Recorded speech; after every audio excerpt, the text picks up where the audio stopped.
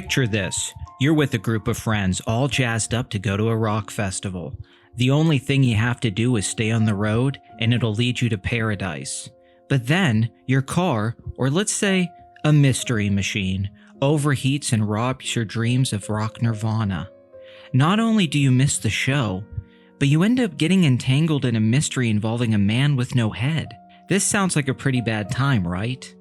But those sort of things don't just happen to people.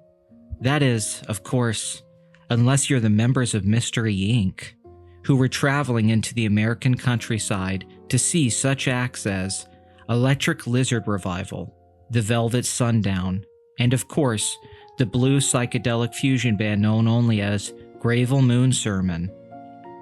None of these bands would ever be heard. Instead, the gang became lost while attempting to reach the festival grounds. They encountered a local man, later identified as Asa Shanks, who warned them against taking the shorter route through a wooded back road.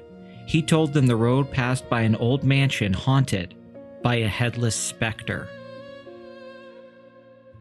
The gang didn't listen, and within minutes, their vehicle overheated directly outside the abandoned estate.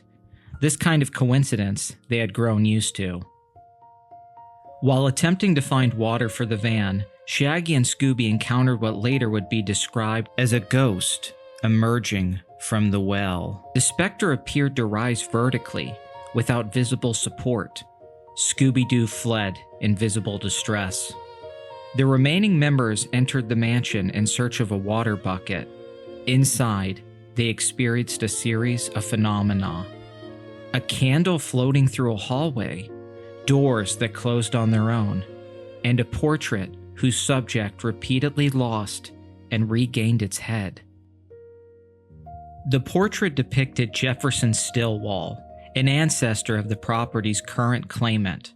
Notably, the head vanished only when observers weren't watching it directly. After splitting up, Fred and Daphne located a journal belonging to the late Jefferson Stillwell, which contained a cryptic phrase referencing marching men in single file. Was this simply eccentric writing on the part of Stillwell? It was not. Below the mansion, the gang discovered a hidden cellar containing helium tanks, balloons, and costume materials. This had now reframed earlier events, particularly the ghost rising from the well. Shortly afterward, the Headless Specter was encountered again, this time moving with a noticeable urgency.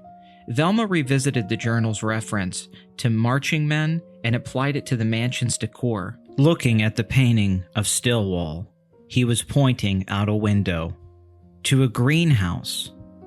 What was in the greenhouse?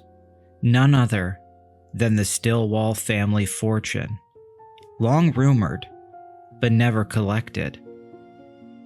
Shaggy and Scooby had entered a greenhouse and find the specter. They are pursued. Thinking fast, they run into the well and fly up on balloons. The two of them, with the specter, crash into a henhouse. The specter is now unmasked and revealed to be Penrod Stillwell, the descendant of Jefferson. He admitted to staging the huntings to frighten people away while he searched for the family treasure. Notably, he at least already had legal claims to the property. What he lacked was patience. The case seemed solved until everyone heard thumping noises coming from the attic. Fred and Shaggy journey up to the attic to discover a man covered in a sheet, chopping the walls of the attic with an axe. Once noticed, he gives chase but is led into a trapped wire outside. Who was this man? Asa Shanks, the very person who advised them to avoid the estate in the earlier encounter. He also was only interested in the money. Scooby had discovered the bag containing the money in a fallen tree trunk that had landed on Asa Shanks. He collected it and gave it back to Penrod. Two separate criminals, one haunted house. Penrod believed fear could buy him time. Asa believed misinformation could get him access. They were both wrong. Penrod, who meant no harm to anyone, was grateful upon the gang helping him find his family's money. He paid the gang back by giving them the bucket of water they needed to cool down the mystery machine. Now, we can't confirm if they made it to the music festival on time. Despite extensive research, no photographic or recorded evidence has ever surfaced confirming the rock festival. We can only assume it may have been canceled, relocated, or entirely fabricated, raising the possibility that the gang's destination was never as concrete as they believed. Measurements taken after the incident indicate the well too narrow for a human adult to physically climb out unaided. The balloon-based apparatus recovered in the cellar explained the illusion, but not how it was deployed so quickly. The Jefferson Stillwell Journal contains multiple references to hidden rooms and coded instructions. Only one passage was deciphered. Several remaining entries, including a repeated phrase translated as "watch who watches you," were never explained. We were unable to get a copy of this journal. No local police reports or arrest records related to the Stillwell estate have ever been located. The resolution of this case appears to have occurred entirely outside of formal legal channels. Now, out of curiosity, we here at the Scooby-Doo Files took a trip to the Stillwell estate to see if we could find any additional information for this case file. Sadly, the estate seemed abandoned, and the well was now sealed. The music of that time might have lived on, but as for the Stillwell family legacy, it has faded into the dark corners of time, where people forget. The legend of the Headless Specter is all that remains, as another story to tell your children in order to keep them on the right road at night. However, if some roads are never traveled, how many secrets remain at the end of them, never to be discovered?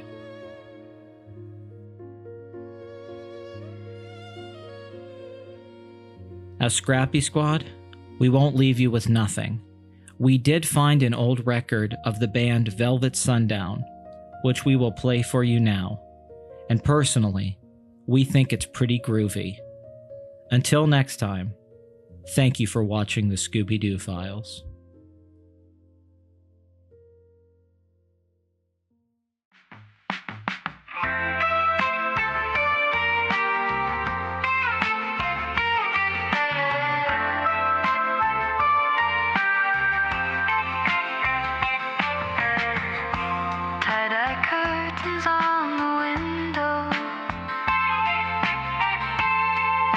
Sash on the floor, plastic flowers in a teacup. You say you've seen this all before.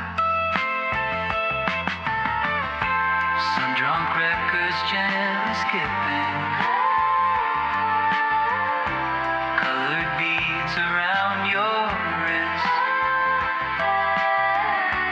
You trace planets on the ceiling. Ask me if I still exist. Velvet sundown paints the whole world easy. Every heartbeat melting soft and breezy.